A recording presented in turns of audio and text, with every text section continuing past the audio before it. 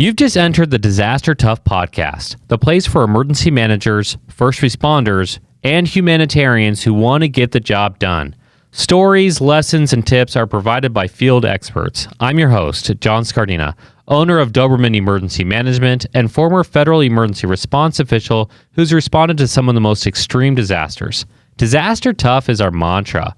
It combines experience, training, and analytics in order to be successful at any stage within the disaster lifecycle. It means being a professional in emergency and disaster services. Doberman Emergency Management lives by this. If your organization needs to fill a gap, please contact us. We can help. Contact info is in the show notes. We also support other products and organizations that will increase your ability. For example, if you fight wildfires, hurricanes, a pandemic, any disaster in the field, at a hospital or command center, listen up. You're missing out if you do not use L3 Harris for your radio comms. They are secure, portable, mobile, and scalable, which is great news for us in the field. A truly disaster-tough radio system. Check out the XL family of radios by clicking on the show notes or simply go to l3harris.com. When you think of situational awareness, you need to think of Futurity IT. They are disaster tough because they saw a gap and figured out how to close it by creating the Orion and Athena applications.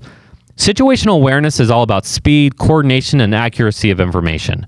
Futurity IT's Orion app collects and provides preliminary damage assessments and integrates all incident action plan documents with WebEOC. The Athena app allows for planning, contact tracing, and customizable group coordination in every single phase of the disaster lifecycle. The best part? Futurity IT made both applications extremely intuitive. It's so easy to use. Click on the show notes today to schedule a free demo.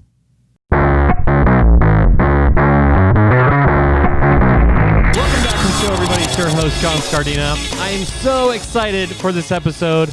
I've been waiting for it for a long time. Doug and I have been coordinating behind the scenes about what we're going to be talking about today, and he has so much experience. Obviously, if you saw the show title, you know that he's with the FDNY, and he's been working in New York City for a really long time. Again, he's an expert in that field. He can talk about so many different areas. Doug, welcome to the show. John, thank you so much. It's great to be here. Thank you for having me on. Yeah, absolutely. So just to catch up our listeners, so I gave that really brief introduction. What's kind of your background? What are you doing now? And can you just kind of walk us through your career path? Sure, absolutely. So my name is Doug Bainton. I'm a New York City Firefighter. I've been on the job almost 17 years. I got on in 2004. And I'm currently detailed over to New York City Emergency Management as a Citywide Interagency Coordinator out of the Response Bureau.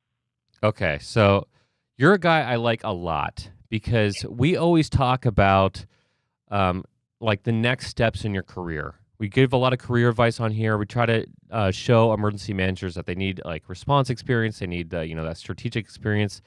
And you're a prime example of somebody who said, hey, here's a tactical level response firefighting. There's a strategic level with the New York City Office of Emergency Management. And so what are some of those pivotal moments in your career that has helped you, to increase your capacity, I guess you could say? Well, I think when you talk about your career, I think one of the biggest things is to keep your head on a swivel, right? Always be open for opportunity and try to figure out when there's a door of opportunity, you want to go in and check out what's inside, right? In the fire service, we have a saying, you never pass the door. And I try to tell people it's very similar in your career. When you have an opportunity to see a new experience or try a new project or something, take a look because you never know what you're going to find. So in my career, I got on in 2004, like I said, and in 2005, Hurricane Katrina hit. Right, and word went out in the fire department that they were looking for firefighters to be available to deploy to go down there and help out because the New Orleans Fire Department was overwhelmed. Well, I didn't have enough time on the job at that point to take that role. So a little bit later on that day, a call came out for volunteers to go down and be willing to donate their vacation time to go help out with a team of firefighters who were going to work with the Red Cross. Cool. And I'm that type of person who, we always see disasters. And I've always felt like, man, I want to go there. I want to do something. I feel helpless just watching this. And I know all what of a you sudden mean. I had an opportunity to say yes and go. So I did. I made a phone call, spoke to the gentleman who I didn't know at the time. He was the president of the team. And he said he took my info and he said, I'll call you back. So I went back to doing my work, cleaning tools, going on calls, all that kind of thing. And I got a phone call later on from the same gentleman who said, okay, you're actually on disaster leave as of right now. You're going to go home, you're going to pack a bag, and you're going to meet us and the rest of the team at Red Cross headquarters tomorrow morning at 7. And you're going to go to New Orleans for 3 weeks. That's just awesome. like that. And I was like, well, all right. Okay, sure. Well, there was no prep time, right? It was just like, you're in. Yeah, go. no. I mean, he called me later on. I was like, here's some things to pack. And, because, he knew I was just like, I have no idea what I just did. So, it was really, that was what started it all for me. That was the very first non-firefighting opportunity I had in the FDNY. That's cool. Fast forward, I've been to multiple notable disasters with that team, including California wildfires of 2007. We posted up on Palomar Mountain for 3 weeks, and we built a field support area for task forces fighting the Witch and Pamacha fires. Which were a pretty big deal. Yeah. And for us, New York City firefighters, we don't see wildland fires, right? We have wildfires, but they're fields or whatever. This is the first time I saw an entire California mountain eaten by flames in minutes. And we were just staring at it. Like, what is going on? And then a fire tornado broke out, and we were like, what? And it was just mind-blowing. Yeah. And this is, again, an example of, hey, you can go deploy for 3 weeks and go do this. And if I hadn't done that, I wouldn't have had a better understanding of what wildland firefighters go through, and how different it is from urban firefighters, and hurricane responses. I mean, Katrina, wildfires, and then I went to Oklahoma, in 2013 when the major tornado outbreak. You had 5, and it destroyed the town. I'd never seen anything like it. Entire town just completely leveled. Folks lost everything, and just getting in the field and talking to those people and trying to help them any way you could. Very humbling experience, and really takes you out of your head and go, wow, I've got it pretty good, and things like that. And deploying to USVI in 2017 for a few weeks, and right after Irma, we got hit with Maria while we were down there. And, just trying to build the initial humanitarian response to those islands during that time was just life-changing, So for me, in my career, I've had opportunities for projects and things come up, and I always take a look. I always ask, okay, what is that all about? I don't like to write things off as if, no, I'm not interested in that. Because if I would have done that, I wouldn't be where I'm at today. I've had a lot of cool experiences in my career because I'm willing to take those opportunities, I love the dance that we have to play in emergency services. Yeah, I mean, you highlighted it just so well. I remember talking to survivors after the 2011 tsunami in Japan, and very humbling experience. I think that's the right call. And to talk to somebody who's just lost everything, and it's happened virtually every disaster I've been at, where I've been able to talk with survivors, despite most of my disasters now being strategic level. But it's really important for me to get out there and see okay, what is it like on the ground level? But the survivors are still usually very kind. I mean, their whole world has just been racked, and yet they look at you as a friend. And how can I help you? Yeah, it's insane. And you're coming out of town. They're like, "What can I do for you?" And you're just like, "What? No, I'm here for you." Yeah. And I didn't really, even with what Katrina was crazy. It was the craziest thing I'd ever seen. We got there a couple of days after landfall, and it was tractor trailers and trees, and coffins on the ground, and just absolute madness. And I had never seen anything like that. But we didn't really interact with people as much because most of the people were evacuated at that point. Yeah. And then, the wildfires, we didn't deal with any of the local residents, really. It was really supporting the firefighters. But Oklahoma was the first time I really had that impact that you're talking about with the, survivors. And we're driving down these streets and more, and every house is just a pile of wood. and people are just trying to find a picture or maybe a memento or something. And we're driving. We have a truck full of supplies that the Red Cross had, and tarps and some water, etc. And we're walking down the street and we see somebody. We're wearing FDNY, our disaster assistance response team shirts, and they're like, "You all came from New York City to help us?" And we're like, "Yes, sir. Is there anything we can do for you?" And the gentleman looks at me, and he looks at his wife and his kids. He says, "Hey, can I talk to you on the other side of the truck?" And we're like, "Sure, come on over." And we get to the other side of the truck, and he says, "Man, I just need a hug." And I give him a hug, and he starts crying, like bawling. Now I start crying. Now all my guys, we're all crying. Like it was intense. It was an intense moment, and he just wanted to stay strong for his family. He didn't want them to see him that way, but he needed to get that out. And when he did, we said, "Sir, can we get you some water, some tarps to cover your stuff? Or here's what we've got in the truck." He said, "No, sir, you just gave me everything I need to get through this."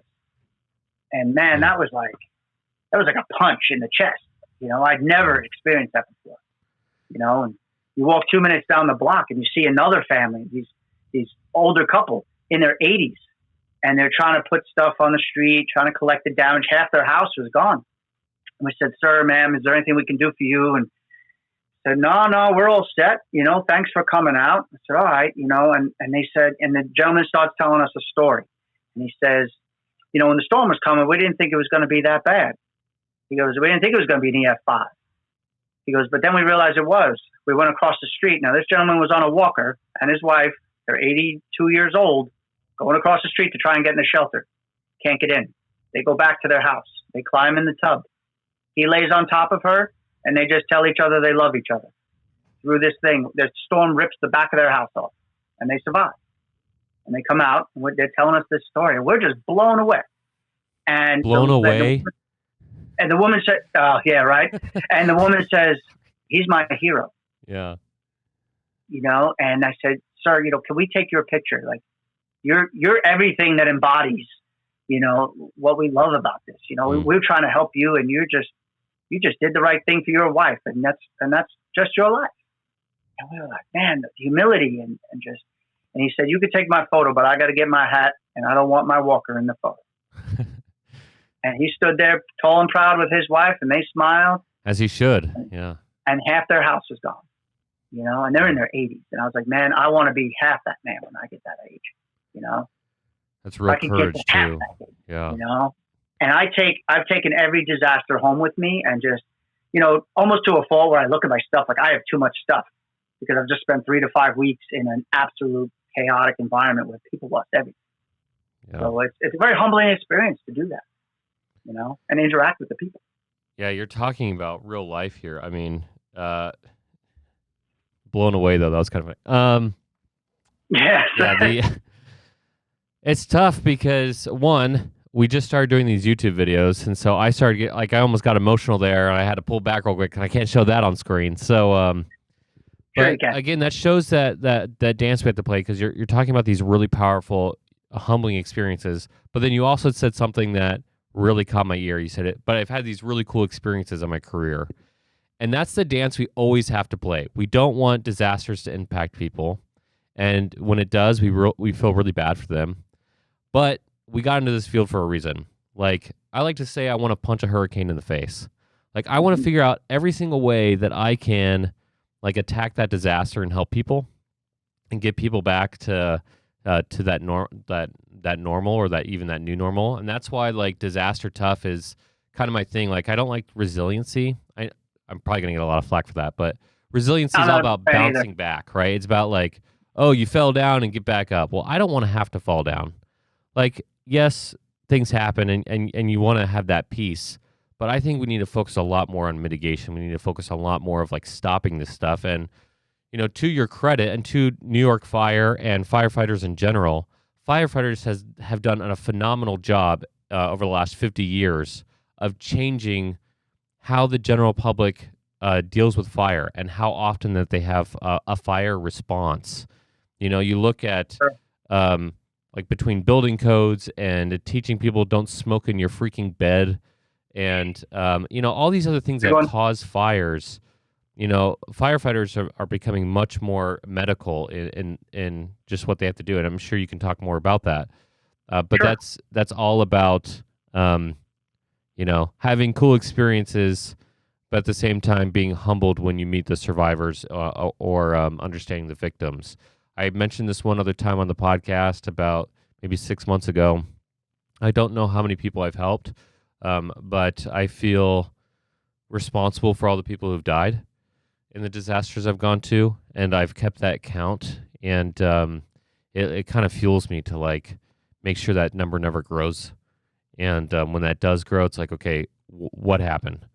And like I said, there is a resiliency piece, but we need to become much more tough and how we. Yeah, I'm on board with the resiliency idea. I get it. It's a bit of a catchword. It's a buzzword. It is. Right? Yeah, we all Just love like, saying it. Yeah, I say it all the time. Robust. Robust is, in my opinion, a highly overused word. Yeah. Everything's robust, and that's great.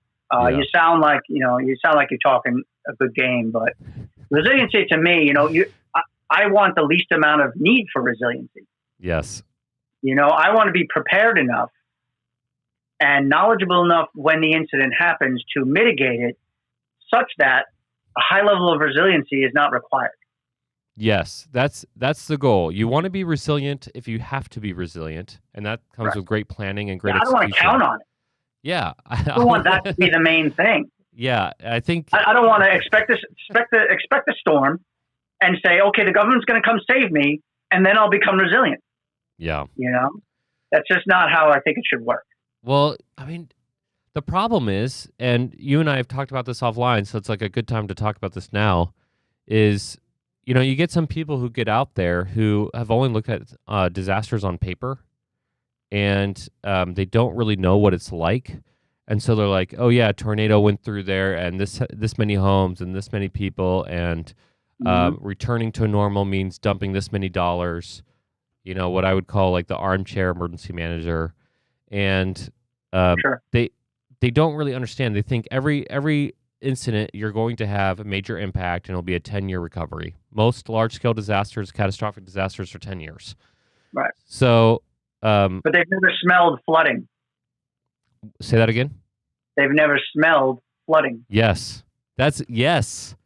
Right, and I've been to major floods in USVI, Arkansas, Oklahoma, and California, and they all smell the same.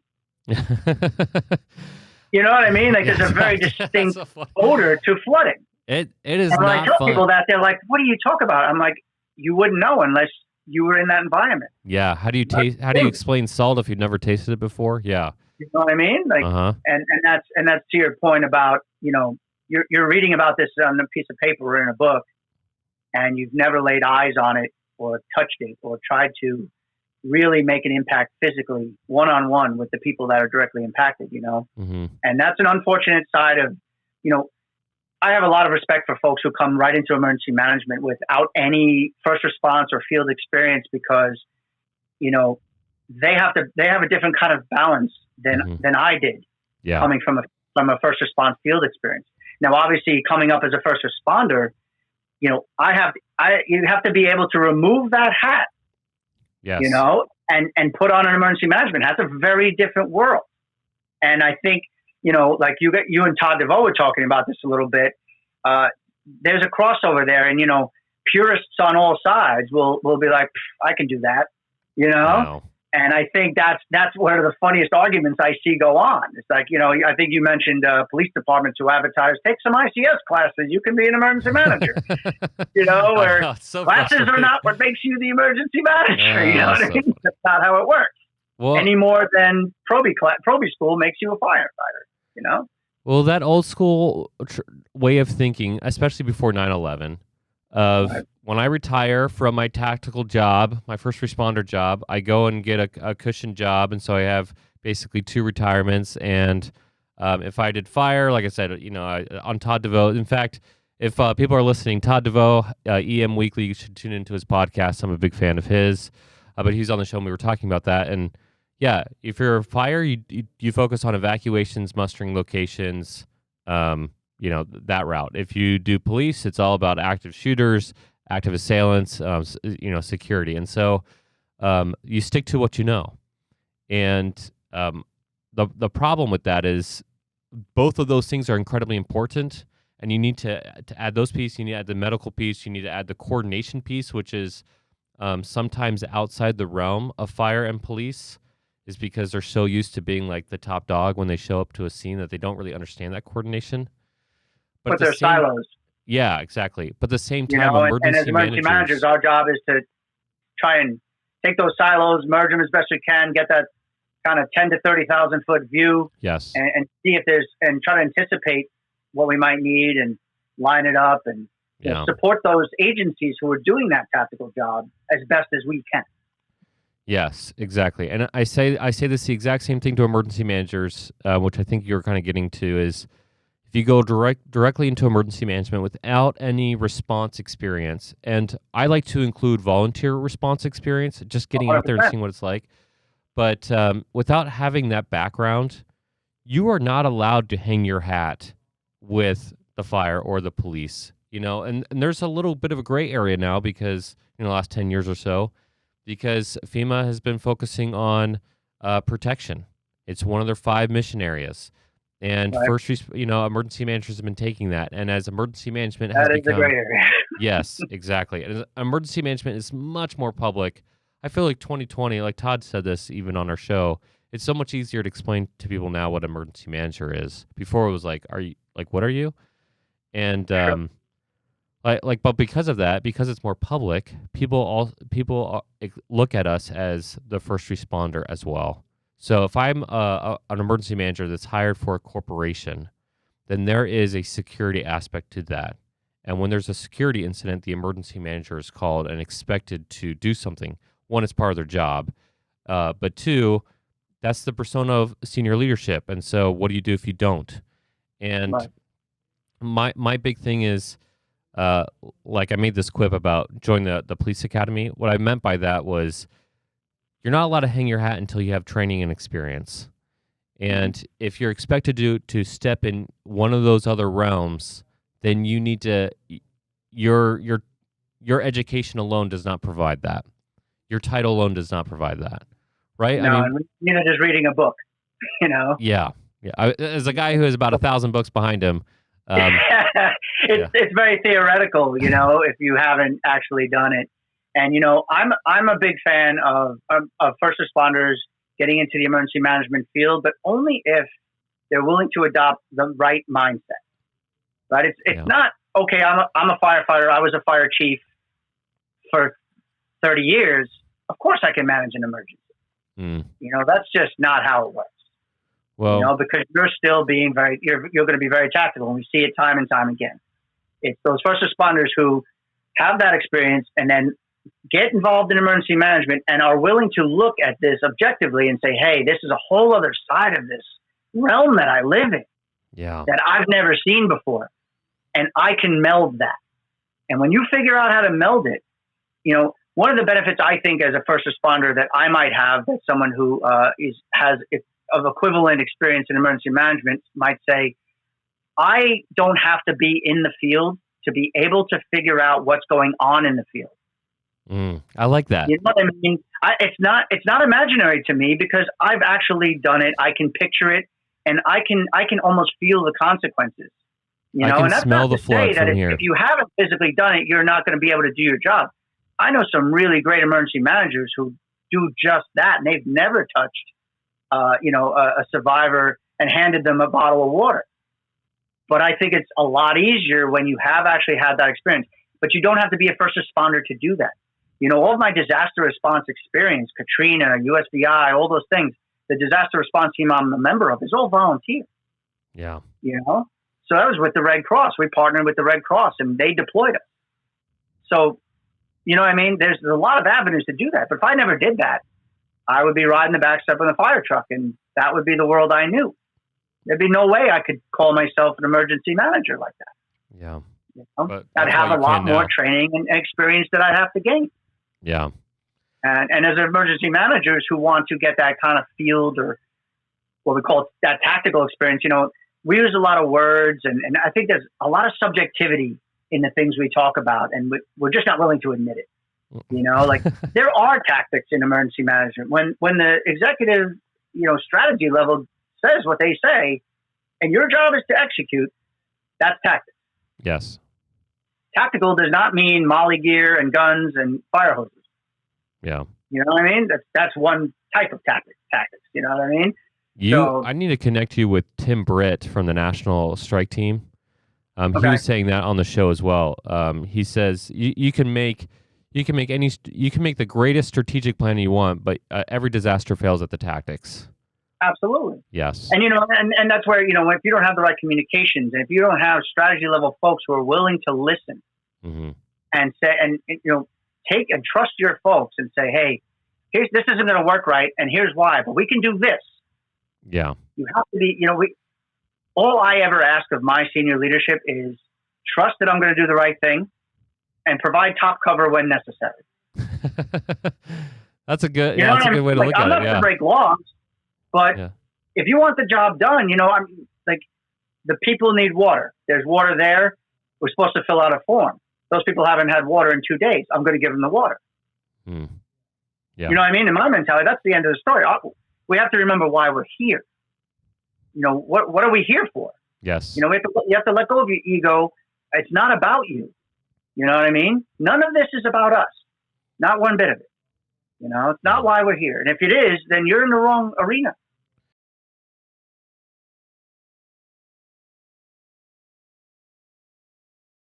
Really, really great call out. So let's switch gears a little bit because we're kind of going down the rabbit hole. Yeah, let's do it. All right. So New York City specific. Let's talk about New York City.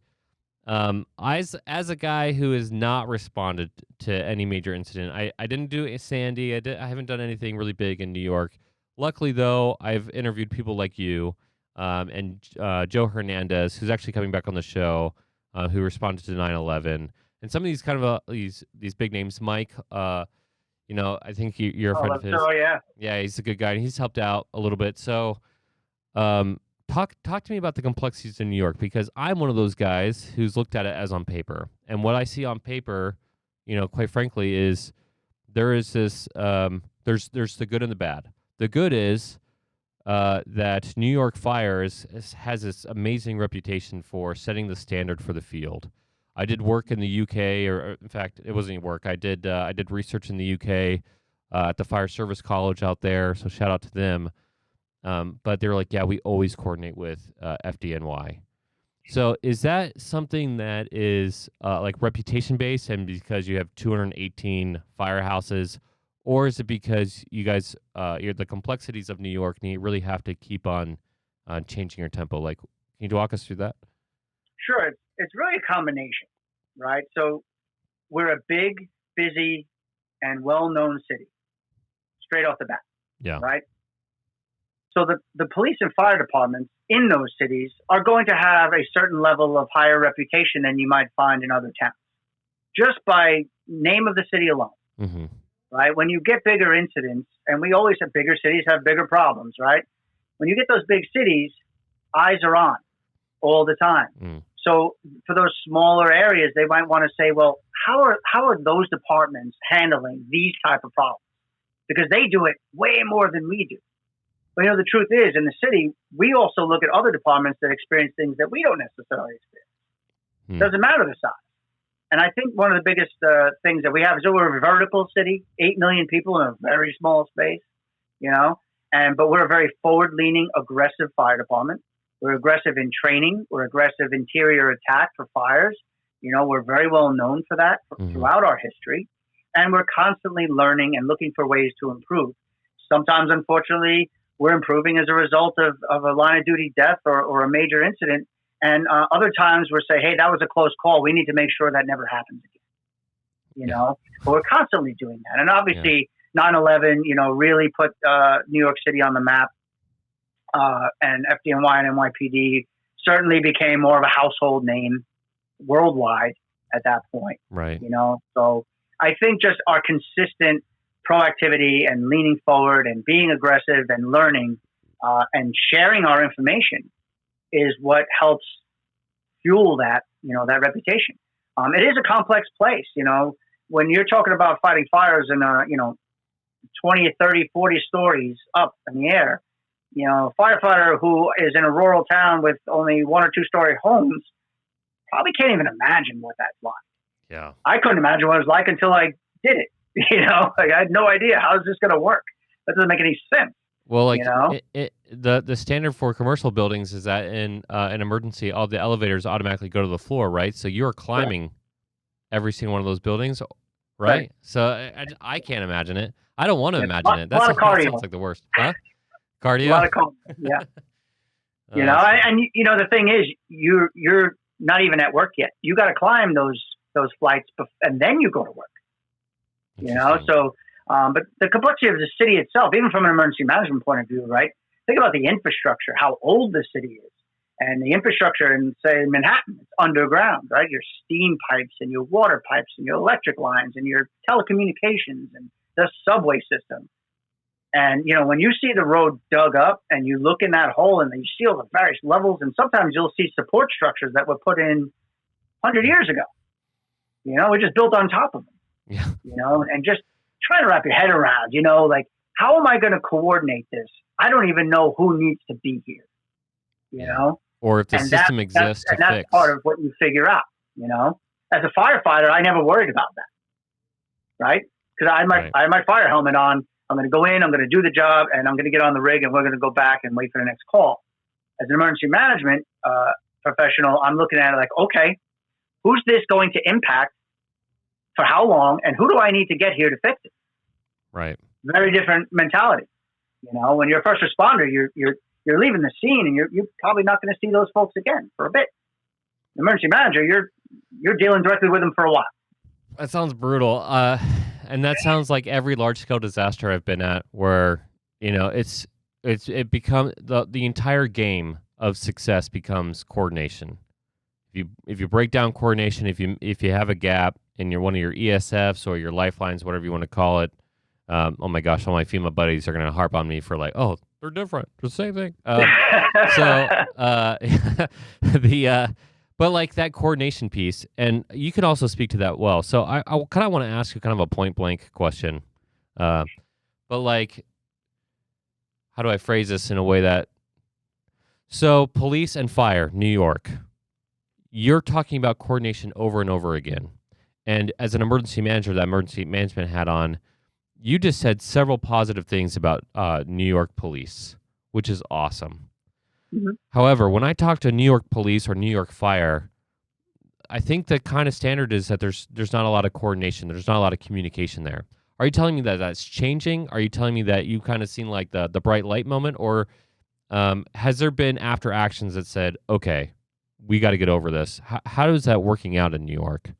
Well, what I'm saying is that, from my perspective, I see these agencies, PD, fire, telecommunications, Department of Transportation, EP, Department of Environmental Protection, whoever it is. Mm-hmm. And I look at all of them and I say, okay, they're all in their own little silos. And that's just the way the structure is built. Right. Right? The police department is separate from the fire department. It is. Just That's how it is. When they get to the scene, yes, they're chatting, but you know what?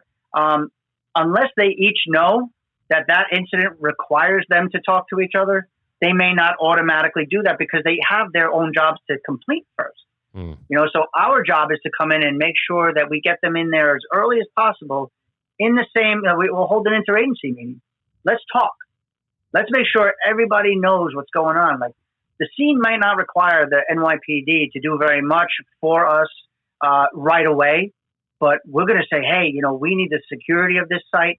We need the traffic control, whatever the things are that they're responsible for. We need you to understand what you're going to, what we're going to need from you. Hey, fire, when you're done doing that mitigation that you're doing for that fire, that gas leak, checking for carbon monoxide, we still need to know how many folks, did you evacuate anyone?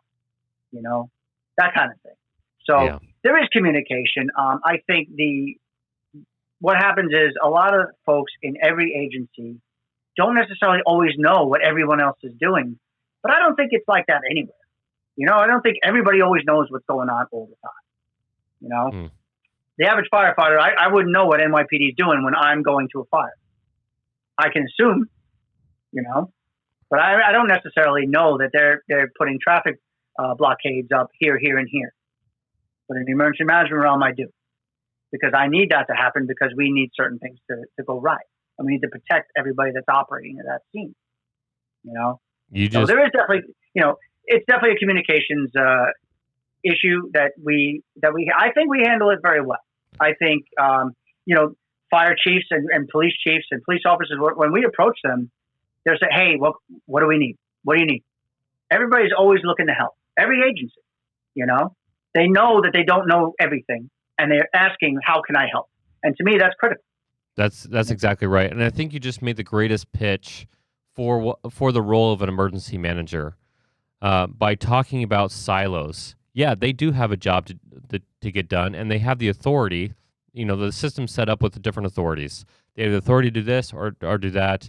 And man, so I was on a conversation just recently talking about black swan events, and the thought process was, what happens in a black swan and why does a black swan? And my contribution to the conversation basically said, if you put all eyes on a singular event, you're going to have black swans, because in even a mass casualty event, a large scale event, you need to have other teams focusing on other problems, and the team that's responding, that's what they need to be focusing on. They need to be focusing on pulling people out of the mud. They need to be focusing on restoring critical infrastructure. But you need to have backups to say, okay, one, reduce threat occurrence, and two, if there's a cascading events, that they can step up and help. And what you're talking about is the role of an emergency manager is to prevent black swans. The role of emergency management is to clear all the crap out of the way and allow each person who's in their silo to get their job done, and so you have success in the field. So that's...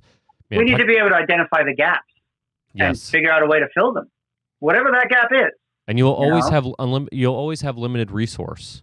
It's not like I'll have 50 teams. I can put 5 teams here, 5 teams there. No, you'll never have 50 teams. You'll never have enough people, and half those people end up quitting because they can't do the job. And maybe not half. That's you gotta be flexible with that, And I think Todd mentioned the phrase "semper gumby." You gotta be always flexible. You gotta be willing to accept the fact that the best laid plans are gonna go to crap. Yeah. It's gonna happen. Maybe not every time, but you gotta have a plan for the new plan. You gotta be able to go outside the box. Yeah. And, in my mentality, I always live outside that box. I'm always expecting the unexpected, trying to figure out what else could happen. We're assuming XYZ is going to go in order. And that's great. If it doesn't, it's not that big a deal. We can shift here and here. Mm-hmm. But it's that secondary incident, whatever it is, another gas main goes, or another, or there's a subway incident nearby, or whatever that thing is. We have to be able to anticipate how are we going to handle that now, mm-hmm. While we're simultaneously managing this incident, and I think that's where emergency managers shine, in my opinion, is being able to really take that big picture and just put it all together and get your whiteboard up and dry erase markers, and get your maps and start going at it, just really get as big as you can, as fast as you can, whatever that number is, Mm-hmm. Get the professionals in there. Bring them in. Get your SMEs. Figure out who it is. Call them. Yes. Bring in all the right people that you can. So this is a quick call out before I ask you another question. It's kind of a tangent question, but my call out is when you're at a disaster and you're arguing with HR about like how many people you need, you're in the wrong place. Like everybody should know their role. And my thing is, like, if an ops chief came up to me or a plans chief came up to me and said, I need X more number of staff, I should not have to go and have to prove that to, finance admin. This is what we say we need to get the job done. This is what we need to get the job done. And any other way is another way. It might take the disaster longer. You might have failures, might have gaps. So this is just a call out to a lot of emergency managers to that coordination piece, work really, really well pre-disaster with HR and finance to build up that trust, right? If you say, I need these resources, that they understand that's a real need, not a want or a if then statement. So I'm not going rogue by asking for this. yeah, This you're not. is a legit request. Yes, it's a legit request. So the other thing I was going to bring up, and this is more that black swan stuff. I have that book. It's actually next on my list to read. Oh, really? Good for it. So Yeah. this is the question I've been grappling with, especially because of 2020 and because of the news and everything. As emergency managers, we deal with what if as a standard operating procedure. We think of what if. What is the difference between a what if and a conspiracy? Wow, that's a good question. The reason, because we're always thinking plane into a train, into a bus, and people think, wow, you're a real doomsday type of person, and we get that a lot. Yes. Right. But conspiracies, and there's a ton of them going on today. We all know that, but we've grown up with conspiracies because they're not brand new, right? The subject matter is just different. Yeah. So I think, for me personally, I hear something and I break it down based on my knowledge of the environment that is proposed. This thing is going to happen. What agencies are taking it seriously? What are they doing about it? Right. And I break each piece down and I try to figure out, okay, how much of this is legit and how much of this is really just somebody stirring a pot, or really, maybe somebody's just completely off their rocker and just making this up because, they're crazy, They've convinced themselves. Yeah. And it's hard. It's hard to wrap your head around that.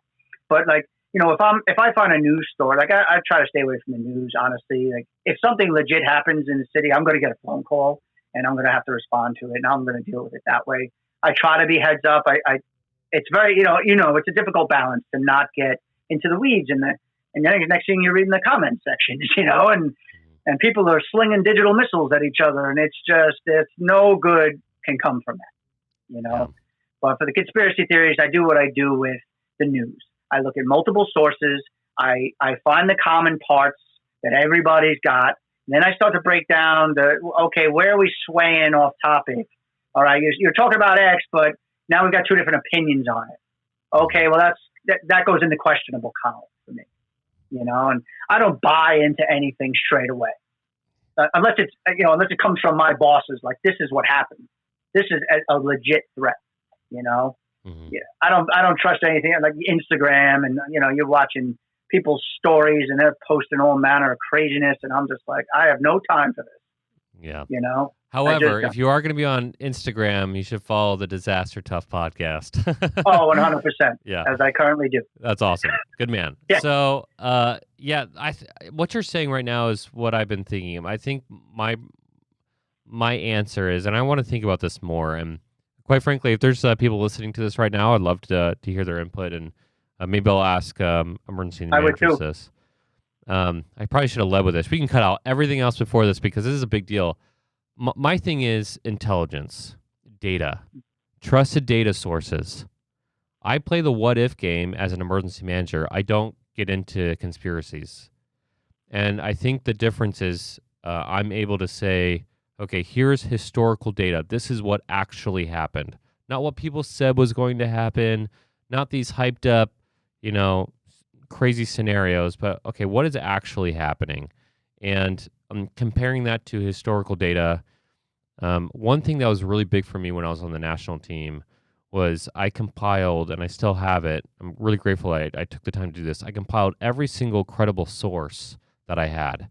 And I have I have 26 links to different federal agencies, news sources, which are always for profit. So, that's that gray area. But comparing that to federal agencies and the data that's coming out, there's some real world, very recent experiences I've had where people are telling me they're conspiracies. And then I look at the FBI reports that are coming out and I'm like, that is not matching what you're saying. And Right. so there is people who, I agree, they're crazy and they convince themselves of something and it becomes reality, and so they spit it out as if reality. There's also people who are trying to put out misinformation, and others who are hoping it's real because they like drama. And to Right. be able to weed out all of that and to actually find the credible sources. And I would say that the best way to do that is first to look at agencies, because Mhm. government agencies really don't like saying something that's wrong. Yeah. And they like to coordinate with all the other agencies in their jurisdiction, or at least in their sphere of influence, to make sure everybody's saying the same message. So they're going to do a lot to not look bad, right? And so they'll validate that information. So I think that's a great call out of like, you found your trusted sources. Hey, you're in the field right now, so you can trust your bosses. You get a call, something is happening. You're looking at that reality, but you're able to look at historical data and say what could happen based off of what's happened before. And And so, how have we responded to it? yeah, how have we Because responded you to? don't need to reinvent the wheel all the time. Sometimes the method that was used before is just fine, and it can be easily adapted to the new environment. If it can't, it can't. That's just how it is. You Mhm. know, but why work that much harder? If you know it's happened before, go take a quick look. Yes. What did we do last time? What did we learn from that? What did the after action look like? Yeah, and Okay, let's build off of that. after You know, actions are not about people sitting down around a table complaining for an hour about all the things that went wrong. After actions are identifying what went right and what were the gaps, and more importantly, how to overcome those gaps. And that's very different than we've always done it like this, so that's the way we're going to do it. That's very. I mean, it it's a sounds like they're dangerous similar, attitude. but they are different. Using after actions to say, okay, what went right? Let's do that, and what went wrong? Let's make sure we don't do that again. I think Yeah, but that's some of the best after actions I've been to talked only about what went wrong. yes, but they're not complaining, right? No, They're no, it's lesson. It's a teaching moment. It's like we already know what went right. hmm We were there. Let's talk about the things that didn't go right. Let's try to figure out why hmm and see what we can do to prevent it. That interesting. for me is most impactful because I'm not afraid to be told I messed up. You know, Yeah, we're not perfect. We're sometimes you gotta just reach out of thin air to find solutions to things, and it takes creativity, and that's where diversity of thought. Whether you're a first responder turned EM or EM with no first response, or you've been response but not in an emergency capacity, whatever your history is, everybody's input is what's going to help figure that out. yeah, You know, and that's right. And that circling back to your original question about how can these newer emergency managers and what are the things that they can do to help increase their chances of getting better opportunities and things is understanding these concepts that it's not about you. These things, there are no stupid questions. Like, yes, it may have been asked before. That's okay, because if you have good leadership around you, they're going to understand and identify that, and they're going to bring you up to speed, and they're going to embrace you and bring you along for that ride, because they were there once too. You know, yeah. and that's key. Identifying that, hey, I've never been to an after action. I wonder if I can get in there. I don't know what it is. Let me get in there and listen, My and sit back first and listen. my first emergency management job, I got in there and I was asked to write an occupant emergency plan, emergency operations plan, uh, create a hazard vulnerability assessment, and a hazard mitigation plan, Wow, which makes sense for a county, but they're called THIRAs if you're Cyrus. Yep. for an agency. They're hazard identification risk assessment, but it was called a hazard mitigation plan to me. So, first of all, I actually think they're the same thing if you actually are doing it right. But beyond that is actually a THIRA, but it was told to me in HMP. So I looked up all these documents. I had just got out of college and I was like, I have no idea how to do any of these. And Mhm. so I took a lot of time to talk with other emergency managers and my boss of like, I was just honest. I was like, I've never written one. And so like he just started sending me example after example of what he wanted to use. And in the course of it, I think I realized that he had all these grand plans too, but your experiences lead you down different paths. And so it's like, okay, we're actually trying to create a THIRA here. And that ended up creating a continuity operations plan. But I thought I understood emergency management really well because I had done volunteer work, I had gone to college, and when it really came down to it, I'd never written a plan to that point. So yeah, getting in the room and asking questions, I was really grateful to have good leadership at that job who I felt like I could go up to. Not everybody has that opportunity, workplaces are complex. And so if you're listening to this podcast right now and you're kind of like that, there's a topic that you want us to discuss, it's actually a really good call out because today, actually on the Instagram page, I asked people, I said, if there's a certain topic you want us to cover, we can cover that. So maybe we can have you come back on the show and we can talk about some of those comments. I had to write a thyra for my bachelor's degree in emergency management. I'd never done one. I did it on my town. Yeah. I learned a lot about my town. Isn't that fun? It's actually really fun to do. It was really a good experience. I love doing those plans. I know it sounds kind of funny. Like people don't like, but when you actually know your hazards and you know what the gaps are and you're able to, I don't know, talk about that conspiracy, right? You're starting to put in all the pins on the map and you're starting to see how it comes together. I actually have a lot of fun doing that. I do that all the time for Doberman. And I think it's just important for you to get comfortable being uncomfortable, Go. I don't intend on working in planning, but I want to know how they operate and what they do so I can better give them what they need to help me and I can help them.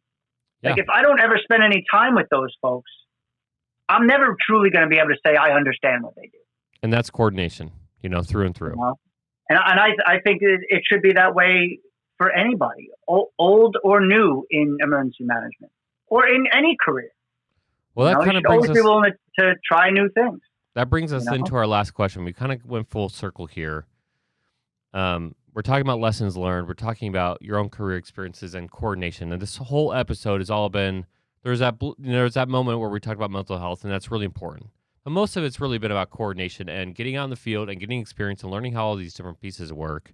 So that full circle moment, if you were going to give advice to emergency managers who are just getting in the field, or you're going to talk to a future emergency manager in 10 years, what is one thing you'd want to change about our field? I would say learn how to get out of your own way. Because I think many times in our field, incidents happen and we're just like, go, go, go, go, go. And we lean forward so much that before we know what's going on, we're so far ahead that we're missing things and we're starting to trip a little bit. Mm-hmm. And, it's like if you're running and you're leaning too far forward, it's not going to be long until you fall and the whole house comes down. Right? It's just take that breath. Yes, it's intense. There's a lot going on, but you've got to be able to just step back. Okay, that's not my role. Where do I fit in? Okay, here's what we have to do, and how can we support this operation best? Get out of your own way. You know what I mean? It's not about you. And those go hand in hand. There's no ego here. We got to get out of your own head. It's all about helping others and doing it as efficiently and quickly as we can. But it's not a sprint. It's really not for us. So I think that would be an important thing. I'd like to see more of our colleagues kind of just really embrace, because it happens so often all around the country at these major disasters. We're constantly looking back going, oh, we missed that. Well, how did we miss that? Yeah, how did you miss that? We've been training and exercising on that thing for decades. My biggest gripe How is did you miss it? the communication on every single after action. Communication on every single after action to this point means nothing to me. What was the problem? Was it when you say comms, are you talking about you had the bad radio? Are you saying that you couldn't, the technology? Are you saying that you had bad communication with your staff? Are you saying poor coordination? But every single disaster and every single full-scale exercise, it's all about comms. Coordinating with all the multi-agency response, getting all the right players in there, checking out all the equipment. We do comms checks all the time. So, oh my gosh, that'll be like big soapbox moment. I could talk for hours on that. What it is? It's networking. You know what I mean? Yes. You talk to people. Get their phone number. You should, like we always say in the field, like, you shouldn't be meeting for the first time in the field, right? Yes. Sometimes that's unavoidable. That's just reality. You shouldn't pass out your business card in a disaster. Right. But if you have to, that's fine. But you know what? Follow up. Build a relationship with that person because you're probably going to see them again. Yeah. You know? I love him. That was a great way to end this episode. We talked about coordination the entire time, and just getting out of your own way. It is really all about helping people. Doug, I mean, clearly you're an expert. This is why I was really excited to have you on here. You talked about so many different experiences, even from from the gate. You're just walking us through some of those major experiences throughout your career where you worked with survivors directly, or you interacted with the survivors directly, and how that impacted you now as an emergency manager and that interagency coordination. I'm grateful that you're in New York City and you're able to provide that experiences. I'm glad that you're able to come on to our show. Again, thank you so much for coming on here. No problem. Thank you so much for inviting me. I really enjoyed being here. Absolutely. So for all those who have been paying attention to this episode and have comments, questions, want to do follow-up with Doug, you can do it one of a couple ways. First way is go onto that Instagram page. I keep on preaching that. We're trying to build that up. So go to Instagram, Disaster Tough Podcast, where you can add a comment to. We're going to add some clips for Doug on there, so you can add some comments on there. You can also send us an email at info@dobermanemg.com. Again, that's info@dobermanemg.com. And one more pitch for Doberman. I always do a pitch for Doberman because we love helping people out. We're all about analytics, that planning, mitigation, response. So if you have identified a gap and you need help, you can reach out to us. We'll send out an emergency manager to help you. Again, that's info@dobermanemg.com.